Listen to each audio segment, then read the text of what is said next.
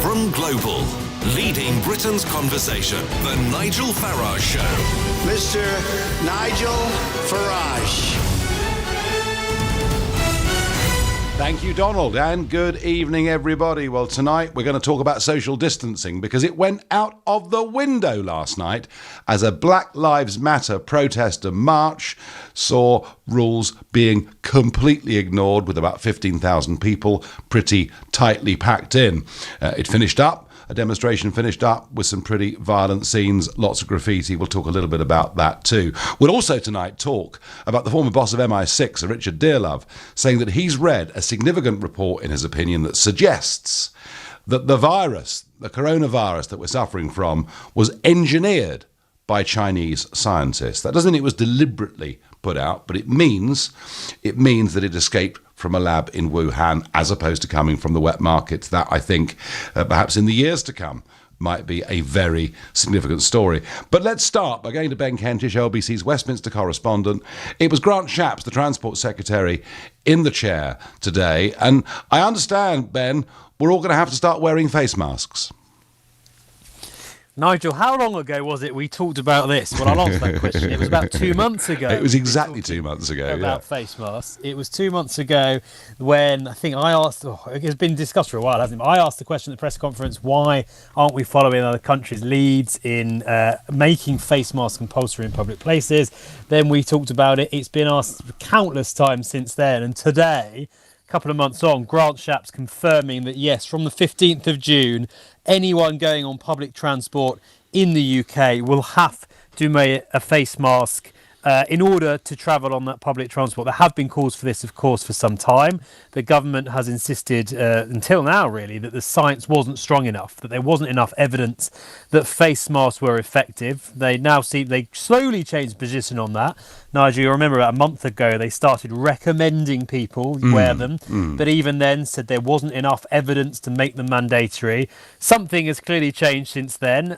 Maybe the science has changed, maybe the politics has changed, who knows? But now, as of just over a week or so's time, people will have to wear face masks on public transport, or they face being barred travel or fines if they don't enforce it. If they don't follow it. But there's questions, of course, about enforcement. Yeah, and I was surprised. He was suggesting that you could make your own face masks, but from what I can see, the shops are now full of face masks. That's the first little question I had. And the second one, which I wonder whether it came up, is if they've now decided that wearing face masks reduces the spread of coronavirus, particularly, on a London Underground or an aeroplane or whatever it may be, why not do it from now? Why wait to the 15th of June?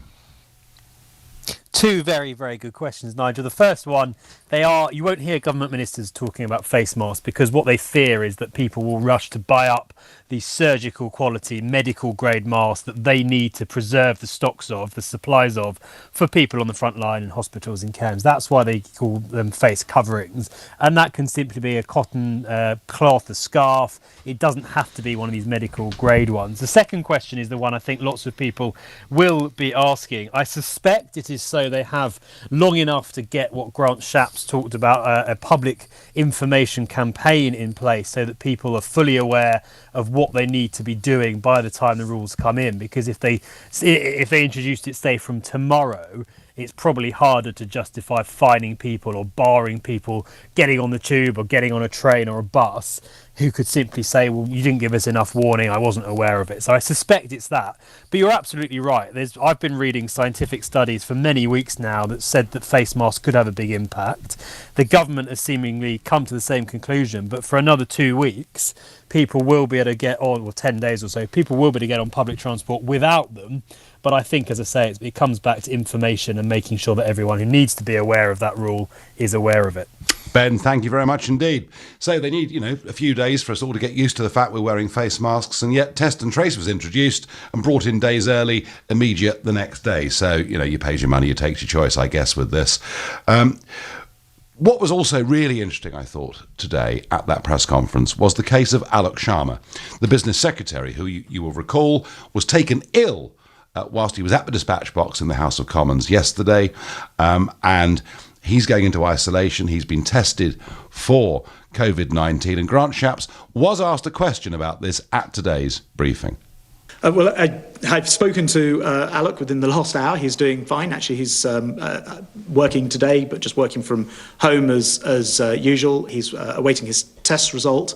And I know it's also the case that the Prime Minister's always been 2 metres apart from Alok Sharma as well. So obviously we wish him well. He's doing well at the moment, I happen to know, because I've spoken to him. He awaits his result, but because social distancing has been followed in the proper way, I think with Parliament it's absolutely right that it is able to sit and do its job on behalf of the nation, and that's what MPs themselves have voted for.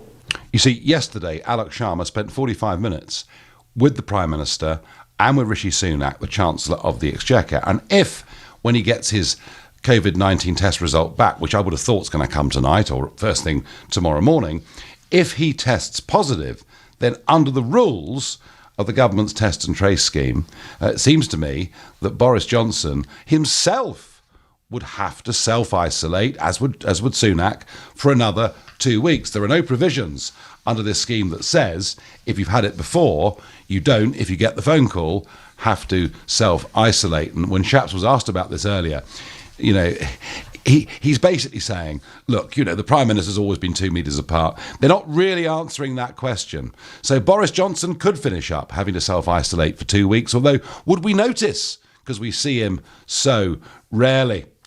So back to what happened in London yesterday with Black Lives Matter. And whilst I have no doubt that lots of people who support the organisation are sincere and genuine, there are some in it who clearly are not. And we saw some absolutely appalling scenes.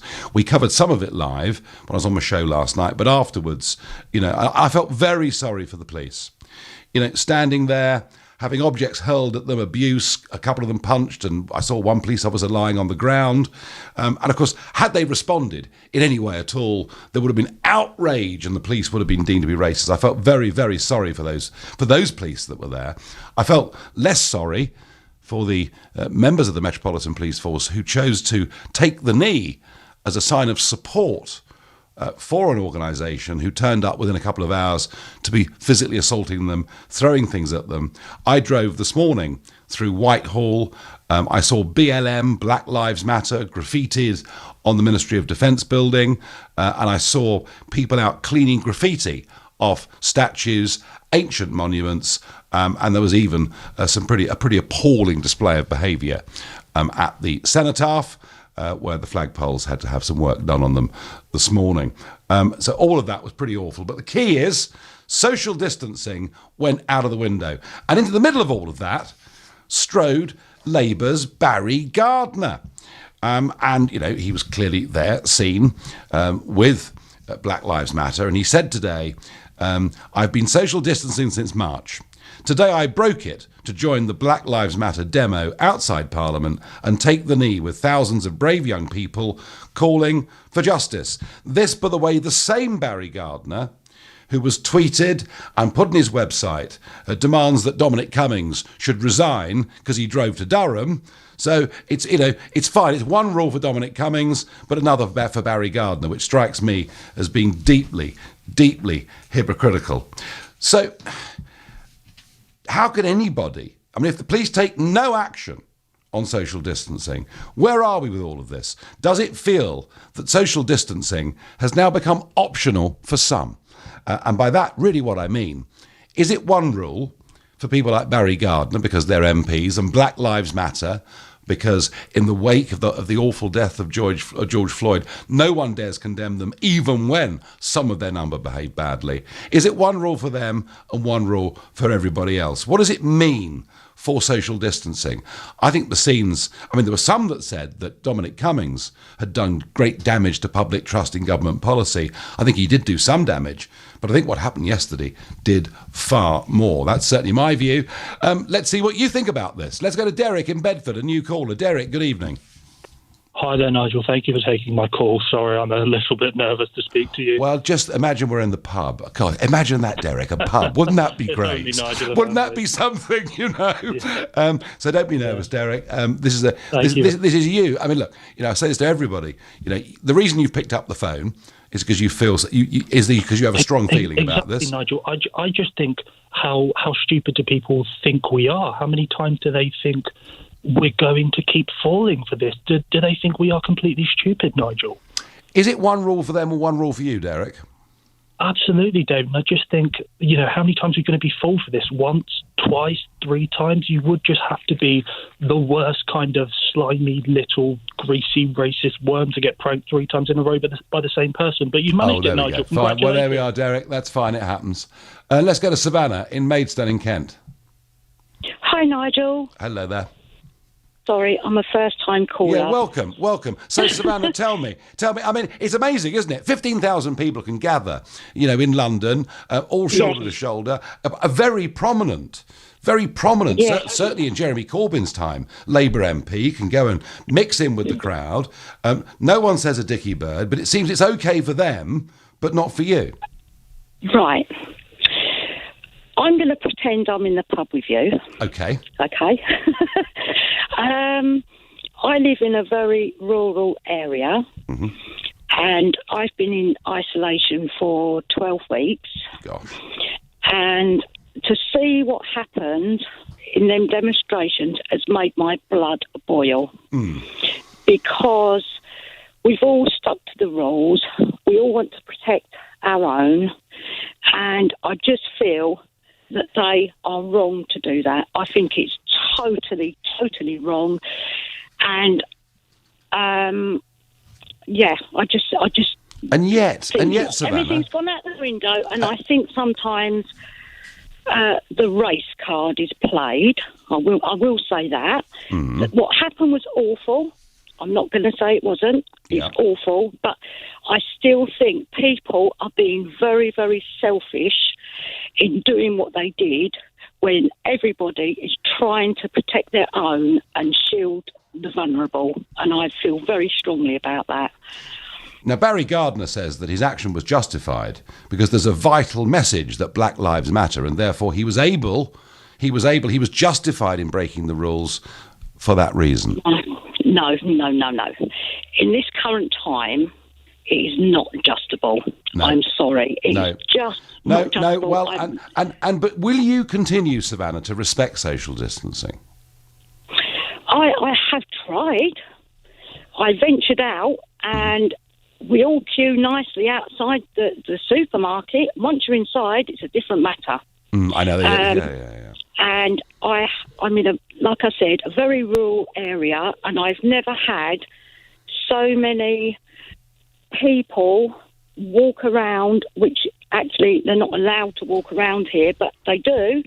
That's fine with me. I know people need to go for a walk. That doesn't bother me. But in the last 2 weeks, there have been large groups. Yeah, that's right. It's been going that way anyway, and I think what happened yesterday would accelerate it. Savannah, thank you for your call. Richard in Knightsbridge says the protesters yesterday should all be fined the maximum amount for not keeping 2 metres apart. Richard, don't hold your breath. It is now 16 minutes past 6. Let's get the news headlines with Bill Overton. Face coverings are to be compulsory on public transport in England to reassure passengers fearing infection. German prosecutors believe Madeleine McCann is dead. They say a suspect they have in jail there lived in the Portugal area where she went missing. Protesters at a Black Lives Matter demonstration in Birmingham right now are being warned to maintain a 2 metres distance. The weather showers clearing tonight, a bit chilly, wet and windier further north and west, and a low of 2 degrees. LBC Travel, I'm Dave Goff. It's very slow on the M25 anti-clockwise after a van broke down earlier between junction 25 for Enfield and junction 24 for Potters Bar, but all the lanes are open again. It's slow in West Hampstead on the A41 Finchley Road northbound at Fortune Green Road after an accident earlier on. On the A2 heading out of town, it's very slow from the Blackwall Tunnel to the Kidbrook interchange where a car's broken down on the exit Slip Road. It's very slow in Fulham on Edith Grove in both directions at Kings Road because the traffic lights aren't working, and it's slow on the North Circular Road approaching the Hanger Lane Gyratory. That's because of a problem with the traffic lights. New to LBC, call Kia. Leader of the Labour Party, Sir Keir Starmer, joins LBC to take your calls. What I always get from this is a real sense of what matters to people, telling me what they think, frank and blunt with me, and to hear what their real concerns are. Sir Keir Starmer, call Kia with Nick Ferrari at breakfast. Starts this Monday morning from 9, only on LBC. Doesn't a journey out of the house suddenly feel amazing? A drive through Flat White? Amazing. A trip out for some fresh air? Amazing. A drive through the countryside? Amazing. And we want your journeys to stay amazing. So choose something brighter from SEAT. Let us pay your deposit, plus nothing to pay for the first 3 months when you drive away a new car from our range, including the new Leon. 5.9% APR representative. Visit SEAT.co.uk for more details. SEAT. Choose brighter. With Solutions Personal Contract Plan, ordered by 30th of June. No deposit contribution on Me Electric. Indemnities may be required. SEAT Finance. This is LBC. TfL has a plan to help London reopen carefully, safely and sustainably. You can do your bit by continuing to work from home if you can and avoiding public transport. If you must use public transport, avoid peak hours, wear a face covering and wash your hands before and after travel. For everyone's safety, we regularly clean our services with antiviral disinfectant and will be providing hand sanitizer across our network. For more information, search TfL's Restart Plan. To the Mayor of London and TfL, every journey matters. Introducing Sky Nature. A brand new channel at no extra cost for Sky TV customers. Enjoy over 500 episodes of breathtaking shows, including exclusive David Attenborough, on demand and in UHD. Get closer to nature. Sky Nature. Available now. See sky.com for terms and conditions. giffgaff gives me flexibility to change my deal to reflect my changing work situations with no penalties. Also, the way giffgaff has helped members and our local communities who need help at this challenging time is great. Cheers, giffgaff.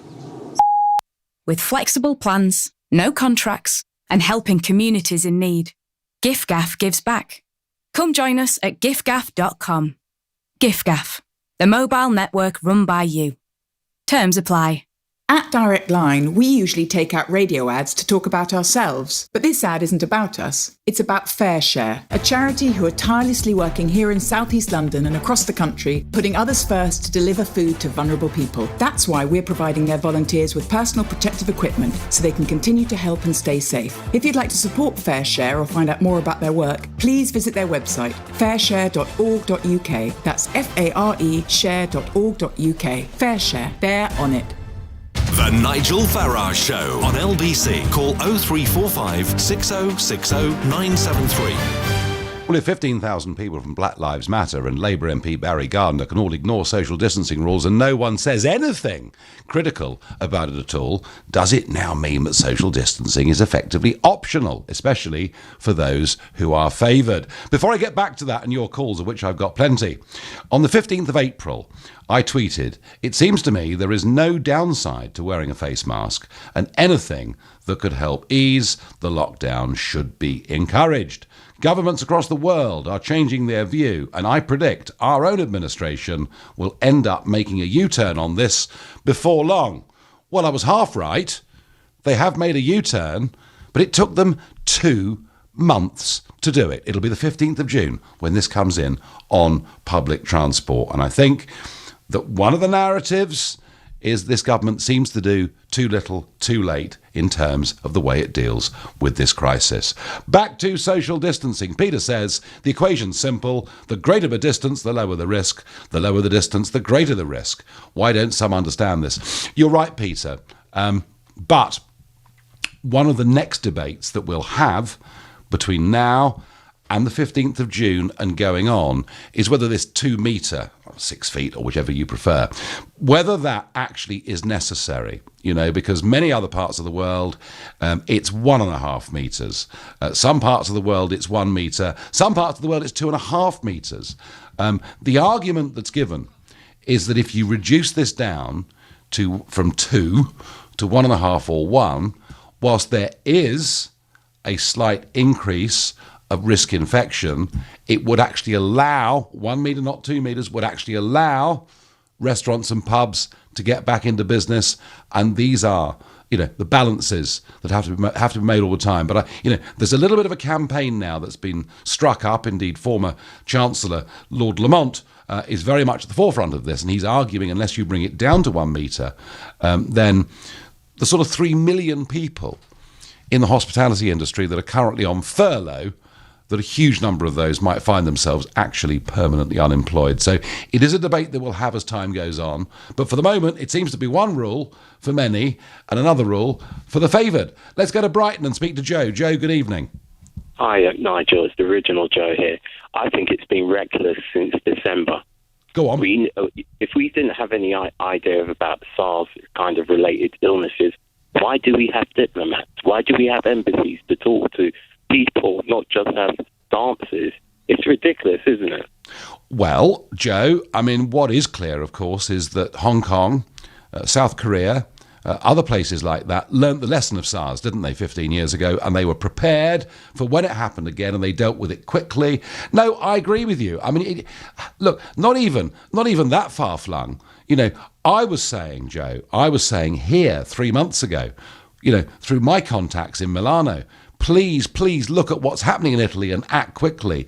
So it seems, is it a failure of communication with our diplomatic service, or is it number 10 that don't listen? Which is it, Joe? I don't know. I think it's number 10 who don't listen, and I'm not going to offend any of your listeners, but I think we need leaders who have got scientific and business knowledge. I'm not being funny. It's nice to have English literature and classics, but I don't think they understand science or maths. And I think this is a problem what comes from the 1980s when we allowed calculators into the class. We should be back to the abacus, and that's what the Asian system used, and that's why they have more scientific graduates, because they don't allow calculators into the class. I think Boris didn't do his maths and a few other people. Well, I don't know whether that's right, Joe, or not, but certainly one thing is for certain is our mental arithmetic skills are really bad. Even darts now, of course, they use computers for. So, Joe, you see this. We need more people from the real world in government, yeah? I think that's the problem. Okay, we've seen what happens with some technocrats, like what happened in Italy and a few other countries. Sometimes technocrats are not always great, because that's what Theresa May was more or less one, and she was indecisive, as you always said. Well, she certainly was. But is Boris Johnson decisive? Well, everyone's talking about this earpiece, what they had yesterday across the internet. He had an earpiece in his ear, and everybody said, what's this all about? I think it's been denied. It has been denied, Joe. A friend of mine. They want to be people pleasers, and he doesn't know which way to turn. I think that point is the strongest you've made. That I think Boris and many others, they want to please people. They want to be popular in the short term rather than sometimes taking tough decisions and waiting for public opinion to catch up. Joe, thank you for your call. Let's go to Tunbridge Wells and speak to Leanne, a new caller. Good evening. Hi, Nigel. Nice to chat to you. Good to chat to you. So, I mean, you know, you saw those pictures yesterday in Parliament Square and elsewhere. I mean, whatever cause it was for and however justified people felt being on that march, doesn't send a very good signal to the rest of the country, does it? No, let me first say I'm a huge believer of the Black Lives Movement. I don't agree with any racism. I think the human race is the problem on its own. Forget skin colour, but that's another issue entirely. The problem for me about yesterday's is that are they people forgetting who are struggling the most with the coronavirus? It's the minority groups. Yep. And you know, just because they're not getting it, these young people, they're asymptomatic, doesn't mean they're not going to pass it on to someone else who's getting. And you know, for that reason, it's very selfish, especially for a cause which, you know, our police force in this country are generally pretty good. I know they're trying to show support for the American brothers and sisters, but at this time, we don't need to be doing this, because all we're doing is putting more lives at risk. And for what? Just to say they did it. Yeah, because they want to feel that they've done the right thing, or they've virtue signalled, or whatever it is. I mean, maybe one of the problems here, Leanne, is that we've lost our fear of contracting this, haven't we? Yeah, I think a lot of people have, and you can see that, you know, from a few weeks ago before we even sort of the lockdown started to, you know, really lift. You could see more and more people out, certainly younger people, a lot more teenagers in groups, as if their parents have stopped caring because they didn't think it was a risk. And I think a lot of us are guilty of that. I can be careless at times, but I still think about, you know, the elderly who are suffering, and they're the ones who are going to live with these consequences, not us young people. Yeah, no, the young feel invincible, I'm sure, but not all of them, but a lot. But it is worth reminding people. I mean, you know, and I do want us to keep easing, because I fear that if we keep economic lockdown for too long, mass unemployment, lack of cancer treatment, heart treatment could be even worse than the disease itself. But you know, it's it is a strange place that we're in, Leanne, because actually Sir Patrick Vallance reckons up to 8,000 people a day are still contracting this. You know, it's quite a lot of people, isn't it? Yeah, it's going to get worse if we keep doing stuff like this. I tell you what, it doesn't need to happen. I tell you what, Leanne, the Cheltenham Festival was a disaster. You know, and that race meeting, and I had to sort of battle with myself whether I went on the Friday for the Gold Cup, because I'd love to have been there, but I decided not to go. And those 5 postcodes around Cheltenham Racecourse have had the worst death rates in the whole of the West Country. And I do wonder, I think you may be right, that those people that were there yesterday, believing they were doing the right thing, may well go back to their communities and spread coronavirus. Leanne, thank you. Off to Croydon to speak to Dan, another new caller. Dan, good evening. Hello, Nigel. How you doing? Good evening. I'm fine. So, shocking example that was set yesterday, wasn't it? It is. Well, after that last call, I can't agree anymore. To be honest with you, I mean, you look at the riots and everything that's going on in America, and they've got this really bad situation with the death rate as it is. And just like you just said with the protest yesterday, it's just going to exacerbate the situation. If you know the R rate is as low as it is, you want to increase that, go and protest. Go ahead. You know, you're just going to ruin it for everyone else. Well, Leanne said they were selfish, Dan. Leanne said they were selfish yesterday. Everybody in this country, I'm not one of them. I'm a lucky one. I will work from home. I work for my council.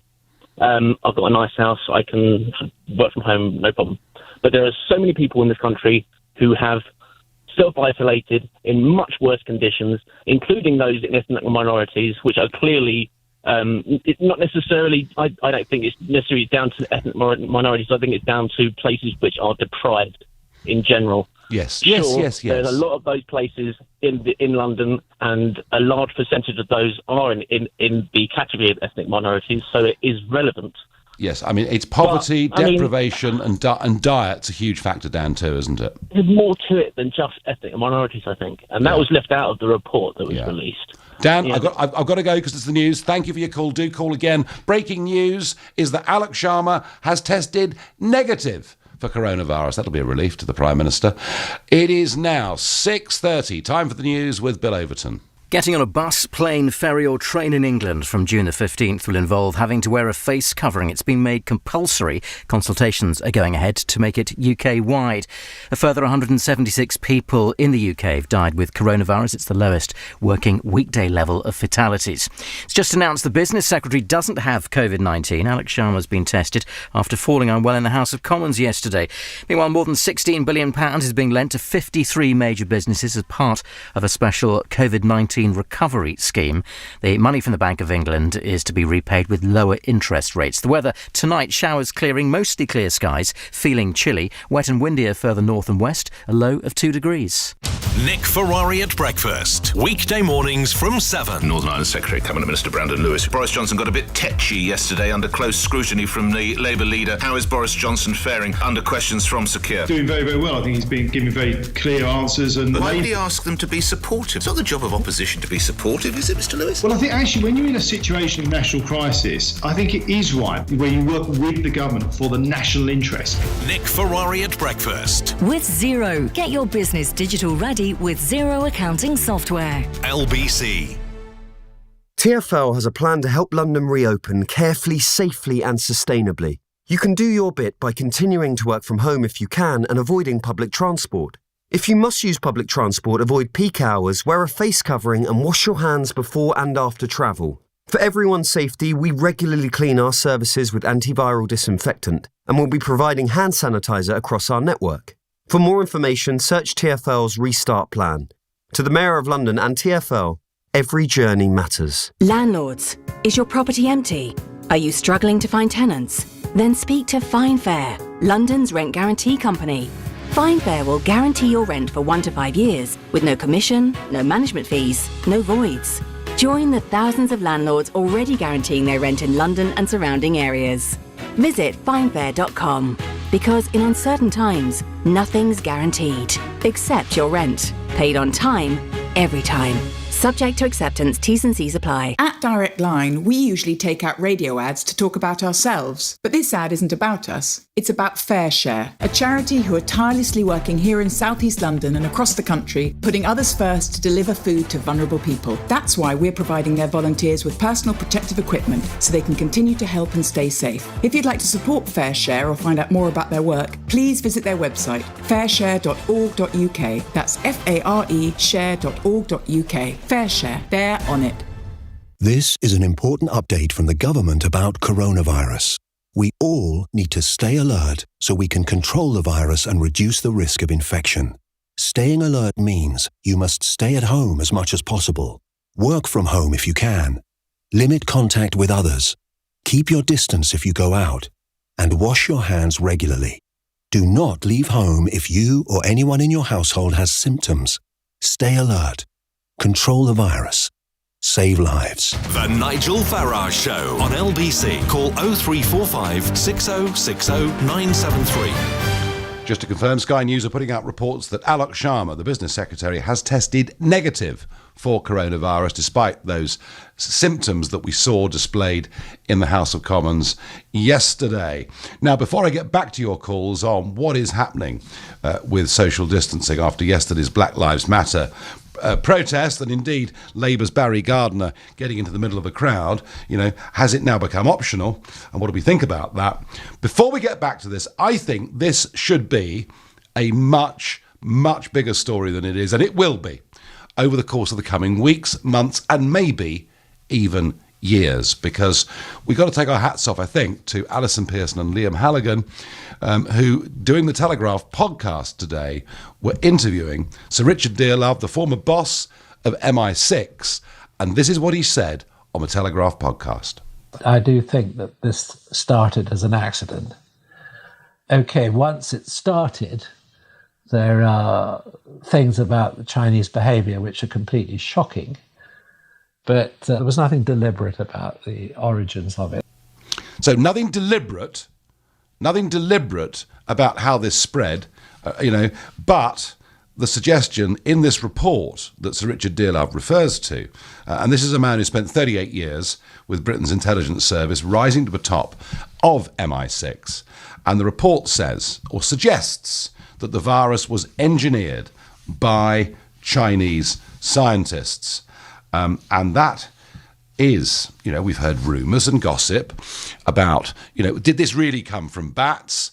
Well, it may have done originally, but it may well be that work on that was going on in the Wuhan lab. This is the most significant figure so far I've seen in the world to say that he is now of the view that this, by accident, escaped from a laboratory in Wuhan, and that after that, the Chinese tried to cover it up. As I say, that one will run and run. Mary says, you took my words. Social distancing has gone. In shops, staff lean over you. Walking along the street, no one gets out of the way. Mary, it's partly people are tired of it all, but it's the lack of fear. It doesn't feel as bad as it did. The figures are getting better, but still up to 8,000 people a day are getting this. The youngsters don't understand lockdown. There have been smoking parties every day around me, in and out of each other's flats. It's a farce, says G in Bradford. Yeah, I have to say. You haven't mentioned the fact, Nigel, I should have done, shouldn't I, that the beaches at Southend, Brighton and other South Coast resorts were full to overflowing last bank holiday weekend. What will it be like this weekend? Well, Alwyn in South London, the beaches will be empty. Do you know why? Not because everyone's going to start behaving, but because the weather's going to be awful. It's going to be southwesterly, windy, with rain mixed in. So that's a different reason why they won't be busy. Yeah, beaches were packed, but I guess it is possible, isn't it, to go to a busy beach and social distance? To a degree, I think it probably is. Let's go to Stafford and speak to Anne, who's a new caller. Anne, good evening to you. Good evening. As we speak, my incredible daughter, who came back from Thailand on the day of lockdown, having left the country on the 28th of February, is driving back from a very socially distanced, peaceful protest in Birmingham. In the last 10 weeks, she's left my house twice, apart from walking the dog around the block. She's a first-class honours degree student. She's not an idiot, but this mattered to her. What Dominic Cummings did allowed everybody to make their own choice. But there's one difference, Anne. There's one difference, Anne, here, isn't there? And that is that Dominic Cummings drove up to Durham and chose to spend the period of isolation in Durham, and you can question that. Dominic Cummings went to Barnard Castle, and it was a bit of a cock and bull story about eyesight. But in both cases, Cummings made clear they didn't interact with any other people at all. Isn't the point here, Anne, and I'll come on to the Birmingham thing in a moment, but isn't the point here, Anne, that yesterday 15,000 people were not socially distancing? Isn't that really the point? Has that happened on the tubes? Has it happened on the beaches, as you said? Did you see the videos of VE Day? People congering up and down the streets? This has been a green light since Cummings did what he did. And regardless but of Cummings didn't break social distancing rules. And neither has my daughter today. How? She's been to a protest, yeah. Nigel, please make yourself aware the way this was organised, and it really has been very well organised. It was Victoria Square in central Birmingham. It wasn't a march. It was people standing 2 metres apart because they respect each other, but they respect the Black Lives Matter. So why didn't they do that in London then, Anne? I can't speak for anybody else, Nigel. I'm just speaking about my daughter and what's happened today. But it's very easy for those people who want to blame the protesters. It won't be the protesters that have made this second wave come. It'll be the people, as you've just mentioned, in shops, in supermarkets, on public transport, because this has been so appallingly led by this atrocious government. Well, I mean, and VE Day was before the Dominic Cummings thing. It's worth pointing that out. Yeah, of course, but it was also, you've just hit the nail on the head. The beaches were busy because of the weather. You know, I've been working from home. I've literally done 12 weeks in my dining room as my office while colleagues are on furlough and sitting in the garden having a great time. But Anne, you can go to the beach and socially distance, can't you? Nigel, did you see the photograph? I know. Look, my argument, Anne, is it was beginning to break down anyway because people are losing fear of this.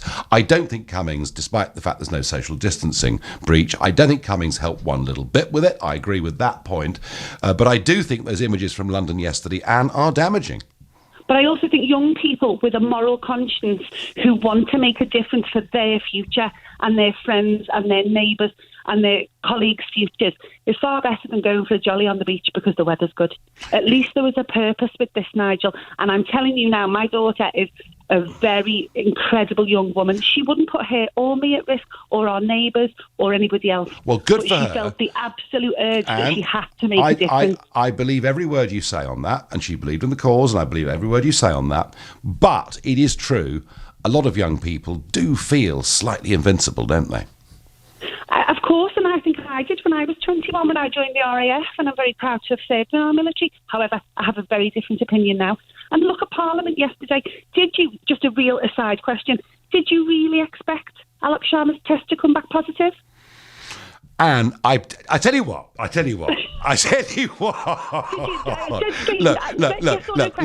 If it was positive, Anne. I'm not a huge fan of much of this government, you know that. But if it was positive, they would tell us, wouldn't they? Absolutely not. Oh, come on, Anne. They can't outright lie to us like that, can they? Well, or was the test a false positive? Well, come on. And the states by mistake. I tell you what, Anne. This is how little faith people are having in this government. I tell you, Anne, if you're right, it's a front page story for the Sundays. All right, Anne, listen, pleasure to speak to you. Off to Dulwich to speak to Robert. Robert, good evening. Hi, Nigel. So I'm actually half black, and I've just had enough of the current iteration of the left. It's just got nothing to do with caring for black people, in my opinion, over the years. I'm sick of it. I'm sick of seeing the witch hunt that went on with Cummings. Oh, all right, yeah, look, Cummings was taking a mickey, right? With his driving test. That was all ludicrous, wasn't it? Yeah. It was ludicrous. Right? But I think he does it it's a bit of a laugh. He just winds people up, a bit like Trump. But when I see in general elections material from the Labour Party where they're telling me that I have to vote Labour, otherwise I'm not really. That's what minority communities have to do. And that's it. When I see in the Brexit campaign, do you remember the seesaw? There was a seesaw. There was a BNP guy who was shouting and screaming at this old little Indian lady. Appalling. It was disgusting. Yeah. I see that the mayor of London, who is so-called of the left, black-on-black crime is rocketing Robert, you can't talk about things like that. Oh, sorry. You're supposed to. You've got to bury it under the carpet. I'm tired. And you know what? More and more people from the ethnic minorities are realising that the left are just using them. Yesterday was an opportunity for a bunch of leftists to use Black Lives, so-called we care about the black people, to go out there and just cause a bit of havoc and undermine the government. And, I mean, think about it. Who decides that everyone in the whole country has to stay under lockdown? You can't see your mum, you can't see your dad, you can't see anyone, right? You can't go to work. But, there's a cause that we agree with, and therefore 15,000 of us can go. I know. And no one dares criticise. Robert, Black Lives Matters, those organisations, they are of the left. Of that, there's absolutely no doubt. However, I think a lot of people that went yesterday would have been sincere and genuine and worried about inequality and all the rest of it. But there's an element there that I thought caused scenes that were disgraceful last night in London. And they never get called out, do they? They never get called. They don't get probably called out. There's a really weird thing going on. Look, let's be honest. We all know right now in America, there are congressional hearings to do with Operation Crossfire, where basically Trump was illegally spied on by Obama before he became president. Obamagate, right? Yeah. Obamagate, right? This is a massive story over there. You ask the average person about Obamagate and Operation Crossfire, they don't know. Our media is complicit. We are complete fake news. No wonder the numbers are through the floor on trust. Everything the BBC says to you is a lie. Do you know what? One of the really, really interesting things, and you know about it, but I bet not many of our listeners do, is of 45 countries, Western countries, that were polled twice in the last month about whether they trusted mainstream media, we are second lowest in the Western world in terms of our trust in mainstream media. And that's why, Robert, and thank you for joining us, that's why LBC is a great platform, because all of you, with all your different points of view, are allowed to come and air them. It is 6:45. Let's get the news headlines with Bill Overton. Face coverings to ride public transport in England will be compulsory from June the 15th, with fines if you don't comply. Downing Street says it understands the strength of feeling behind Black Lives Matter protests. There's one in Birmingham right now. And German prosecutors investigate a prison inmate over Madeleine McCann's disappearance, but believe the 3-year-old is dead. The weather, showers clearing, a chilly night, wet and windier further north and west, with a low of 2 degrees. LBC Travel, I'm Dave Goff. It's slow on the North Circular Road on the approaches to the Hanger Lane Gyratory in both directions because of a problem with the traffic lights. The North Circular Road is also looking very slow in both directions between the Coney Hatch interchange and the 4th Street Tunnel in Upper Edmonton. It's slow in Canning Town on Prince Regent Lane in both directions between the A13 and Barking Road. That's because of roadworks. There are delays on the A2 Deptford Bridge at Deptford Church Street in both directions. That's because the traffic lights aren't working. And if you need to take the train, South Western Railway have delays of up to 10 minutes at Waterloo. That's because the train has broken down. Coming up at 7 on LBC, Ian Dale. In the News Hour, the latest on the Madeleine McCann inquiry. We're all going to have to wear face masks, and we meet Denise in Enfield again. Ian Dale on LBC. If you have to drive, then it's more important than ever to watch your speed. As London starts to reopen, there are going to be more people on our streets. There'll be more people cycling, more people walking to work or to the shops. If you must drive, avoid the morning and evening peaks when the roads will be busier. We want the streets to be safe for everyone, all the time. So watch your speed. To the Mayor of London and TfL, every journey matters. Minions, did you know Sky Broadband Superfast guarantees your speed? No, Stuart, it doesn't guarantee you'll win the game. Or that your video will go viral. Or that you'll match with the love of your life. But Sky Broadband Superfast does guarantee the speed we promised or money back. So reliable, it's minion-proof. Sky, believe in better. Sky Fibre Area's only speed measured to hub must drop below min download speed for 3 consecutive days. 1 month subscription refund. Claim up to twice in min term after first fortnight. See sky.com. Some things go together perfectly.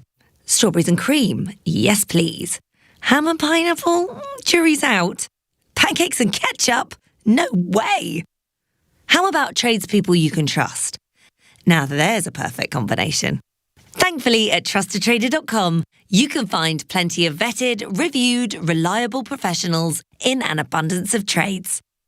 So, find your perfect match today. Trust a Trader. Leading Britain's conversation. LBC, The Nigel Farage Show. I talked last night about Dover and about the fact that I thought it was a record day for the numbers that had illegally come into the country. We did, after we came off air, to be fair to the Home Office, get a full report of all of the 9 incidents that occurred. 8 vessels picked up in the English Channel, 1 vessel that landed on a Kent beach. I said the figure was 167. The official toll was 166, including 1 inflatable that had 64 people in it. People who identified as coming from Afghanistan, Kuwait, Iraq and Iran. And this was a new kind of, it looked to me like custom-built inflatable. I've not seen one of that size or length.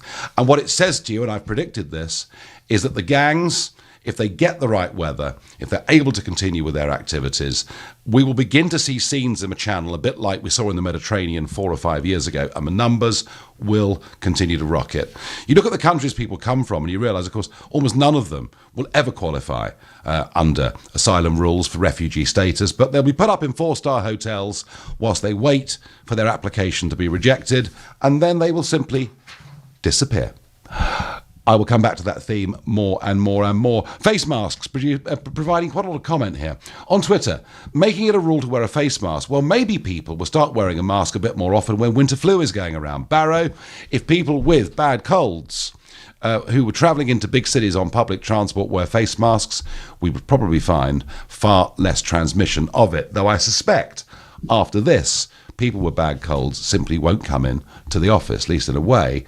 I kind of hope so. Lindsay in Richmond says, that demo yesterday undid the sacrifices of all. Racial prejudice is horrible, but we don't have the right to endanger others. I have the right to lay down my life for my principles, but not to lay down your life for my principles. Well, Lindsay, I hope it's not the case, but if we do see in London, in certain districts of London, you know, a big spike in coronavirus cases, I think we'll know where it came from. Let's keep this debate going. Lots of you on the phone want to talk about it. Eden in Reigate is a new caller. Good evening. Oh, hi there. I just wanted to kind of explore the fact that it's apparently selfish for protesters to go and demonstrate about how their lives matter just as much as everyone else's. But, I mean, we have a nationwide of 4 to 7-year-olds who have just gone back to school who aren't going to be able to socially distance because they're young and they don't properly understand. And no measures have been put into place in these primary schools to ensure that those social distancing measures are put into place. Well, and there's been a lot of, I mean, look, you know, you may be right, but there's been a lot of PR around this, showing kids separated in playgrounds and trying to maintain social distancing rules. And if you look at the primary schools, you know, it's only 3 of the years out of the whole school that have gone back. So the argument would be they are doing their best to maintain social distancing. But I mean, they're not. I have a young sister who is part of that group. She's in reception, and when she came back from her first day of school, we kind of asked her, "Is it strange? Are things very different?" And she said, "No, everything's the same. The teacher puts on gloves to give us the sheets and things that they're handing out, and she's wearing a mask when she's talking to us, and that is it." If it's not selfish for that to happen because the economy needs to go back up, and I agree it absolutely does, then it is in no way selfish for people in 2020 to exercise their rights and to insist that their lives matter. I just can't wrap my head around that. If it's when you say their lives matter, what do you mean? This is a whole movement in terms of their lives being portrayed in every facet of society. Are you suggesting that everybody on the march yesterday was black? No, not at all. And I think that that's the beauty of it, that it wasn't just black people. Right, so the reference there. Look, Eden, there are other people. Prince Charles is one. There are people who think that climate change is the greatest problem mankind has ever faced. There are others that believe, all sorts of strong, passionate views on political issues, religious issues. So should they all be allowed? I tell you what, had it been almost any other group that had wanted to go and do that in London yesterday, they would have been stopped. Would they, though? Yes, I think they would have been. I genuinely think they would have been. I really... I mean, if I'd organised a march that said Boris Johnson must not extend the transition date beyond the 31st of December and got 50,000 people to turn up, they wouldn't have allowed that. And is that as important as an entire race? Being free, I tell you what, actually, they are important. Actually, in freedom and democracy, individual liberty tends to prosper. So I could argue it's one and the same argument, couldn't I? No, I'm not sure you could. I don't think anything else is on this scale. Because I look at, I tell you what, I look at regimes where there is no democracy, such as China, where you've seen hundreds of thousands of people put into internment camps over the last few years on the basis of their religion. Look, Eden, I'm not going to fight with you. I can tell that you believe in this very, very strongly, and that's fine.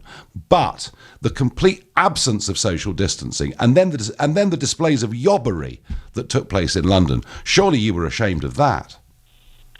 I of course don't believe that physical violence is going to get them anywhere. And there were cases of physical violence in which a lot of the protesters then booed those protesters because it is completely against what they were there for and against their cause. And in terms of social distancing, is it then selfish for people to get on a train to go to work if they can't socially distance, or to go to a supermarket where it's impossible to socially distance?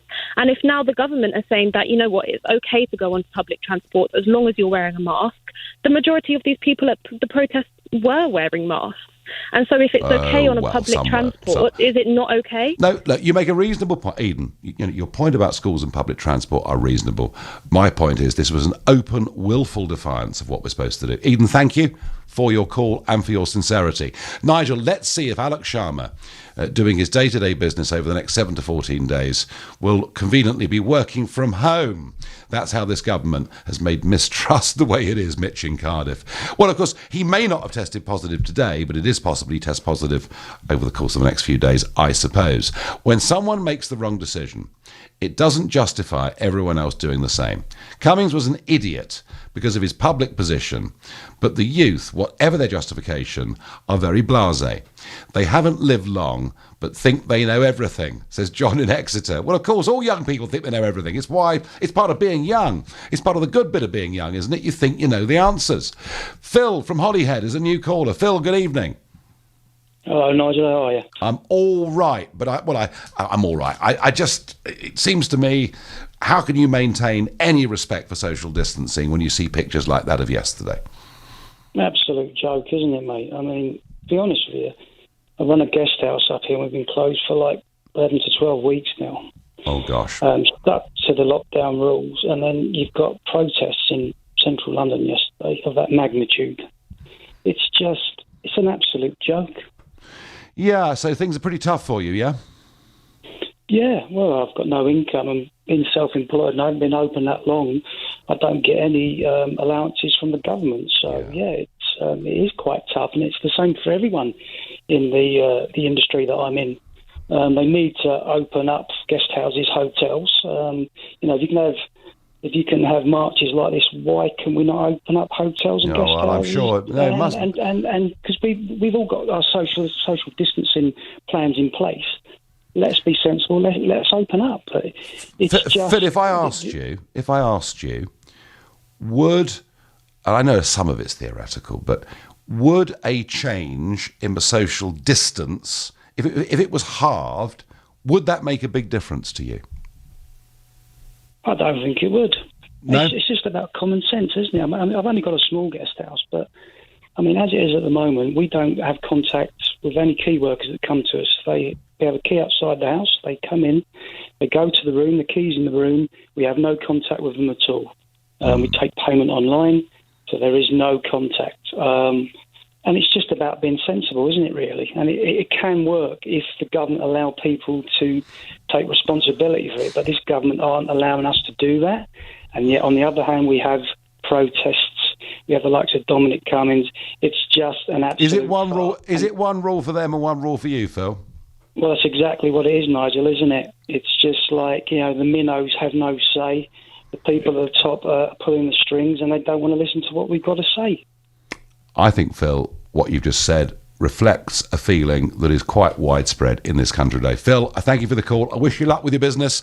I hope you can get back to some form of normality before too long. Nigel, just waiting for an email back from Starmer to see if he's going to sack Gardner, as he's a strong leader, he told us, says Brian. Well, I tell you what you can do, because Call Keir is coming to LBC. It all started with Nick Clegg, Boris Johnson. Then I did a Phone Farage thing with Nick Ferrari, and it starts on Monday morning at 9 o'clock. Keir Starmer will be there in the LBC studio. People can ring in, and Brian, you better ring in if he hasn't answered it, and asked him whether he's going to sack Gardner. Will track and trace numbers reflect the 15,000 protesters and all they came into contact with? That'd be a good question, wouldn't it? Who did you come into contact with? Well, thousands of them. And Ebenezer, I'll finish on this note. Ebenezer says, we're more than a month late in making face masks mandatory. It looks like the science is always late, or is it the government just blaming science for its lack of proactivity? All the protective actions have always been enforced late. Ebenezer, that's right. And I won't be with you tomorrow, but I'm back on Sunday morning at 10. It'll be the eve of the new quarantine rules coming in. And I think one of the things I will be discussing with you is, does this government do too little, too late? I'll see you back then on Sunday at 10 tonight. It's Tom Swarbrick. Now it's Ian Dale. Thanks, Nigel. The government announced that from the 15th of June, we're all going to have to wear face masks on public transport. But why from the 15th of June? Why not from now? Why not before? We'll try to get to the bottom of that. Plus, the Black Lives Matters protests continue, this time about the lack of response to the Public Health England report on BAME communities and COVID-19. At 8, if you were listening last night, you'll have heard Denise from Enfield have a right old go at me for looking at things through a white prism. A YouGov poll today shows that 52% of Britons believe Britain is a racist society. Denise will be joining me for the whole hour in the studio and will help me take your calls. And at 9, our mental health hour with Emma Kenny.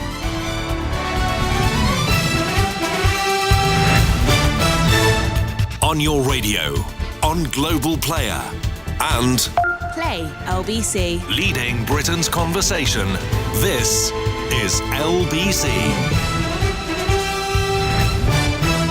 From Global's newsroom, I'm Bill Overton. Face coverings are going to be compulsory on public transport in England from June the 15th. Failure to wear one could mean you're stopped from travelling or fined. It'll be enforced by operators and British Transport Police. The Transport Secretary, Grant Shapps, says it's a reassuring move for those worried about contracting coronavirus.